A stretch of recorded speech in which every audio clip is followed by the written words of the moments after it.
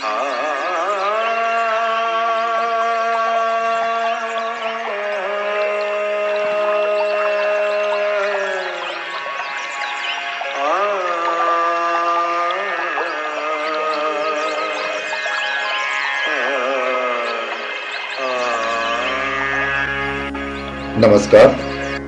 सर्वांचं स्वागत. संगीत समाधी भाग 15.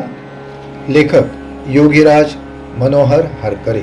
या भागात आपण पाहणार आहोत भगवान श्रीकृष्णाची रासक्रीडा म्हणजे काय आणि स्वरांचं आणि योगाचं अचाट सामर्थ्य कसं असतं.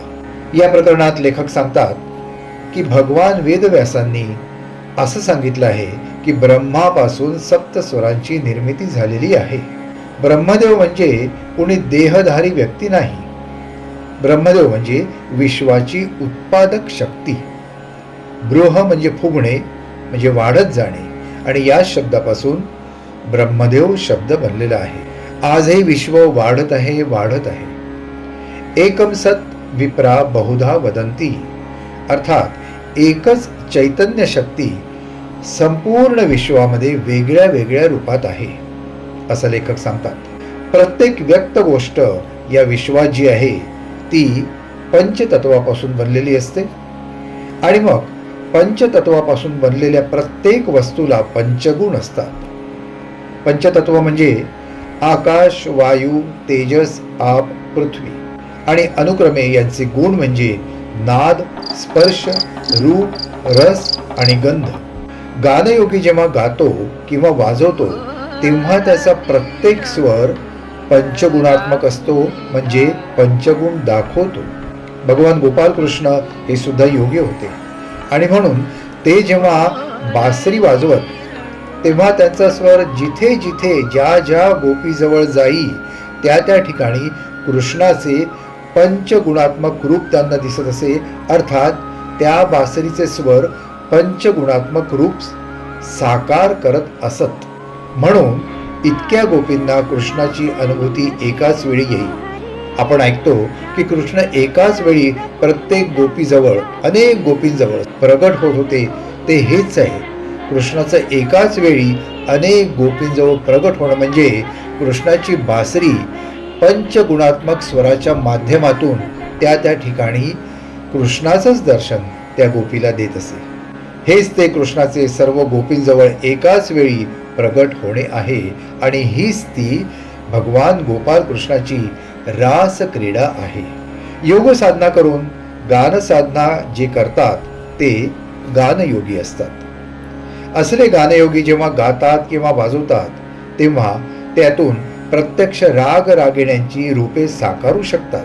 आपण जे ऐकतो की अमुक राग आहे, अमुक रागिणी आहे, तिचं स्वरूप असं आहे, रागाचं स्वरूप असं आहे, ती केवळ कल्पना नसून ते एक विज्ञान आहे. पंचगुणात्मक स्वर आले की त्यातून राग रागिणीचं दर्शन होऊ शकतं. परंतु यासाठी गान साधकाला नाडी ज्ञान, स्वरज्ञान असणे आवश्यक आहे. तसंच खर्ज साधना करून 7 चक्रांची सिद्धी करणं सुद्धा आवश्यक आहे. तरच हे सगळे चमत्कार होऊ शकतात. अर्थात संत साहित्यात हे नियम सांगितलेले आहेत की गानयोग्याने कसे असावे, योग्याने कसे असावे, साधकाने कसे असावे. तर संत साहित्य सांगतं, नियम पाळावे जरी म्हणशील योगी व्हावे, रात्री निद्रा परिमित घ्यावी, भोजनांतरी मिती असावी, शब्द वल्गना बहुन करावी, साधक जीवे जरी म्हणशील योगी व्हावे. हे ते नियम आहेत. अतिशय शिस्तबद्ध आयुष्य योग्याला जगावं लागतं आणि गान योग्याला सुद्धा जगावं लागतं. तेव्हा कुठे त्याच्या गाण्यातून असले चमत्कार दिसतील. म्हणजे राग रागिण्यांची दर्शने, पंचगुणात्मक स्वर, कृष्णाची रासक्रीडा, हे सगळं मग त्याच्यातून दिसायला लागेल असं लेखक सांगतात. आपल्या शरीरामध्ये 7 स्वरांची स्थानं वेगळी वेगळी आहेत आणि ही अनेक ग्रंथांमध्ये सुद्धा सांगितली आहेत. परंतु प्रत्यक्ष याची अनुभूती कशी घ्यायची यासाठी लेखक सांगतात की यासाठी कुंडलिनी जागृती आवश्यक आहे. कुंडलिनी जागृती खर्ज साधनेने होते आणि कुंडलिनी जागृती झाली की शरीरातील स्वरांची स्थाने सुद्धा माहिती होतात आणि मग विशिष्ट स्वर अर्थात विशिष्ट नाकपुडीतून म्हणजे विशिष्ट स्वर नाडीतून काढल्यास, अर्थात विशिष्ट स्वर नाडीतून एखादा राग गायल्यास, स्वरनाडी म्हणजे कोणती? चंद्र, सूर्य, सुषुम्ना. तर चंद्र, सूर्य या दोन विधायक नाड्या आहेत, विधायक स्वर आहे. चंद्र म्हणजे उजवी नाकपुडी, डावी नाकपुडी किंवा उजवी नाकपुडी ही सुरू ठेवून त्या रागाचं गायन जर केलं तर स्वरांचा पंचगुणात्मक अनुभव येऊ शकतो, अर्थात गान योग्याला साक्षात राग रागिण्यांची दर्शने होऊ शकतात. याच त्या गान योग्याच्या शक्ती आहेत आणि हेच ते स्वरांचे सामर्थ्य होय. पुढे लेखक सांगतात की खरा योगी काहीही करू शकतो. खरा योगी अगदी काहीही करू शकतो. एका ठिकाणी राहून अनेक ठिकाणी दिसू शकतो, स्वर्गीय नाद ऐकू शकतो, पूर्ण ब्रह्मांडात क्षणात विहार करू शकतो, वगैरे वगैरे. योग्याच्या असामान्य शक्ती असतात. सामान्य मानव त्यापुढे कमी पडतो. सामान्य मानवाच्या शक्ती म्हणजे विज्ञानाद्वारे, परंतु योगाच्या शक्ती म्हणजे योग साधनेद्वारे असतात. आणि म्हणून सामान्य मानवाच्या शक्ती विज्ञानाद्वारे जरी असल्या तरी त्या मर्यादित असतात, परंतु योग साधनेद्वारे योगाच्या शक्ती अमर्याद असतात. आणि म्हणूनच सामान्य मानव आजही प्रकाश वेगाच्या पुढे जाऊ शकला नाही, कारण तो विज्ञानाच्या आधाराने जात आहे. योग साधनेच्या आधाराने जर तो गेला तर प्रकाश वेगाच्या पुढे निश्चितपणे जाऊ शकेल.